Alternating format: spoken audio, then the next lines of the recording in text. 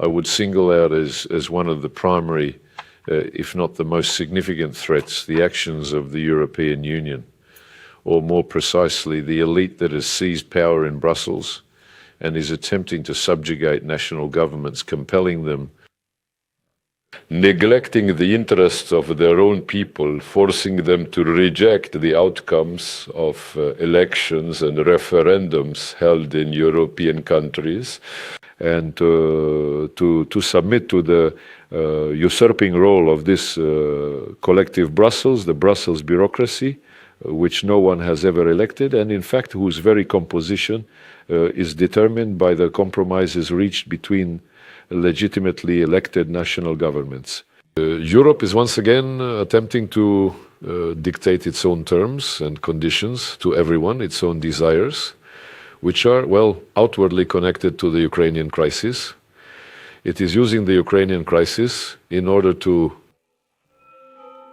assert themselves, in order to throw a wrench in the works and cause trouble for the United States and all those who seek a fair and just resolution. And the most regrettable and dangerous thing about this is that in Europe, among these elites and in Brussels first and foremost, but also in capitals like Berlin, London, Paris, not to mention the Baltic states, the theory and practice of Nazism is being revived. Blatantly Nazi-like approaches are being employed, and there's an open, undeniable disregard for the actions of the Nazi regime in Ukraine. This is precisely the same pattern we witnessed with Hitler, and even before him with Napoleon. But during Napoleon's time, there was no Nazism. However, Hitler, just like Napoleon, mobilized practically the whole of Europe and then hurled this entire continent under Nazi banners against the Soviet Union. I really do not want to spend an excessive amount of time focusing my attention on this specific subject. Mr. Merkel has made a great number of public pronouncements, which are in their entirety an absolute and undeniable manifestation of pure racism and Nazism. So the old habits and those genes that Mr. Merkel inherited from his relatives, they don't just die out, they are preserved.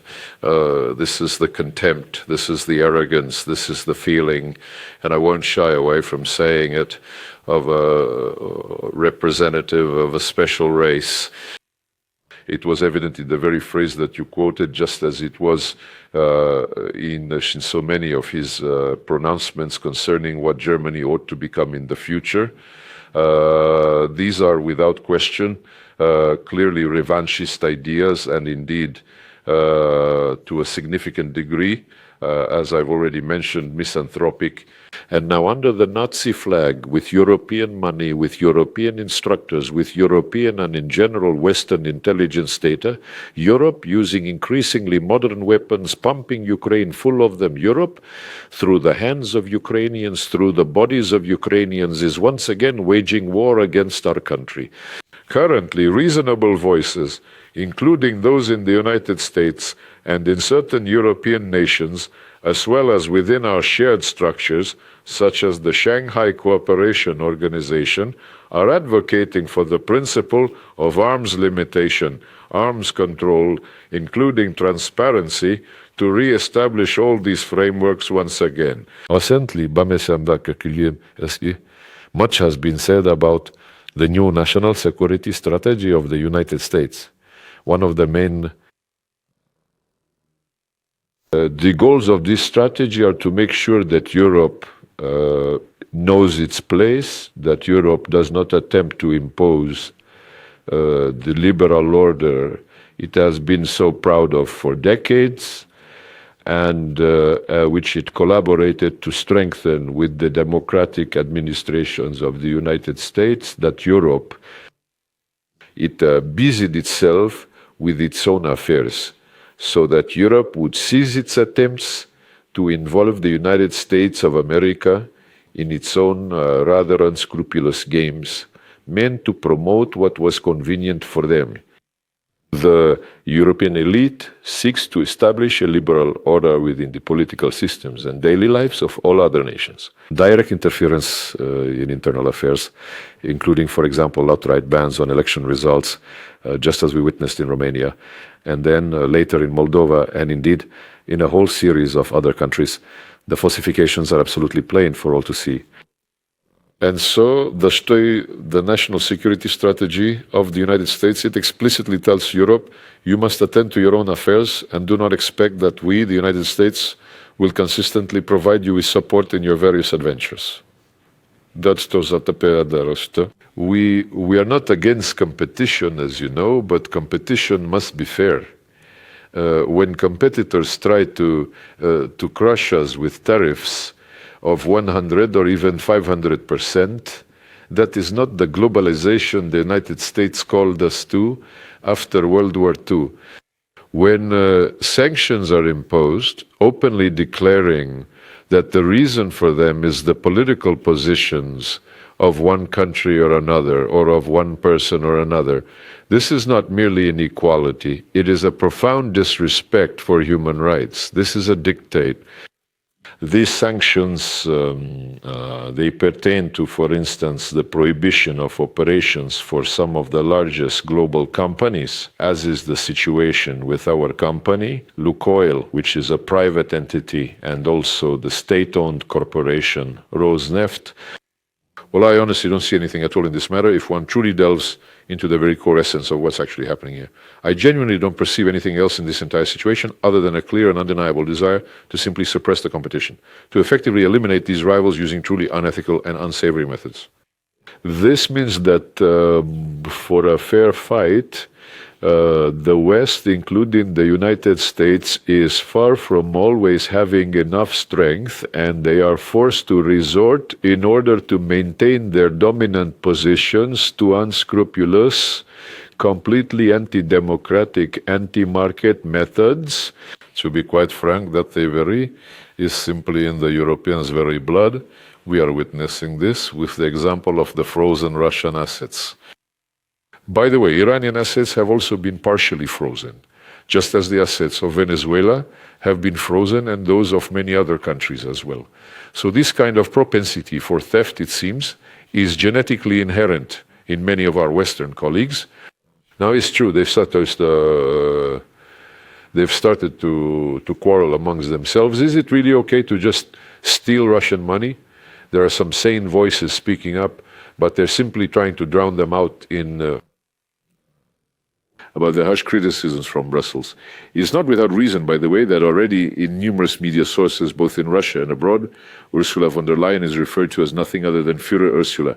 What is truly troubling is that there are no actual rules. They often say in the West that there must be certain rules upon which global peace and order are based. What they truly mean is that whatever happens to be advantageous for them, that is precisely what they will then label as rules.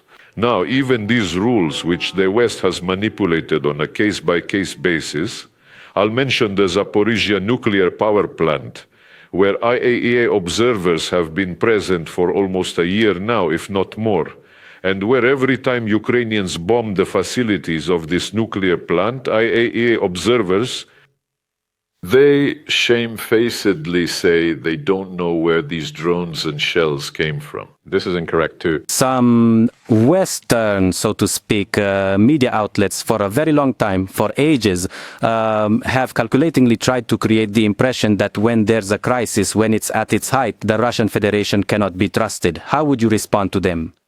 Why answer an empty claim? Do they have any examples behind these statements with which they will convince everyone else that Russia cannot be trusted? Russia cannot be trusted. I haven't heard of any such examples, unless the example is, as they claim, Russia's unprovoked attack on Ukraine. Well, you know, the quality of the arguments really reflects the quality of the diplomats themselves. The West, you see, was clearly warned about this situation right from the very beginning. If Europe had genuinely wanted to be an active and constructive participant in the resolution of the Ukrainian conflict, it certainly had numerous opportunities, but it, how shall I put it, completely squandered all of those chances. But to those who are accusing us, when you conduct interviews with them, if such opportunities ever arise, you should ask them to provide the facts. Where are the actual facts that would, even for a single instance, confirm that Russia has not fulfilled its commitments? That's what's said by those who try to shift their own guilt onto innocent people. These people are nothing but liars. We must call things exactly what they are. Now we need to remove these root causes. It's good that the Americans have understood this. They made it unequivocally clear that there can be absolutely no possibility of NATO expansion. And they also explicitly declared that those historical lands, where ethnic Russians have continuously lived for many centuries, must without question revert to being Russian, becoming an integral part of the Russian state, and that the Russian language, Russian culture, and the inherent rights of the canonical Ukrainian Orthodox Church must be fully and completely reinstated. You know, it's also like this. Europe is like a failing student doctor who doesn't want to understand what kind of illness you've come to him with, but simply gives you some sort of pill or a mixture so that you might feel a little bit better for just 5 minutes. But these European doctors, they don't actually make a diagnosis. However, the Americans are attempting to understand, and our most recent interactions with them are giving us cause for hope that they are gaining a more profound grasp of our stance and a deeper comprehension of the necessary steps in order for this conflict to be resolved in a truly secure and lasting manner, and not merely another temporary ceasefire being declared only to re-equip Ukraine with weaponry once more. Therefore, the process is ongoing. We are awaiting a response from the Americans regarding the discussions they had with the Ukrainians.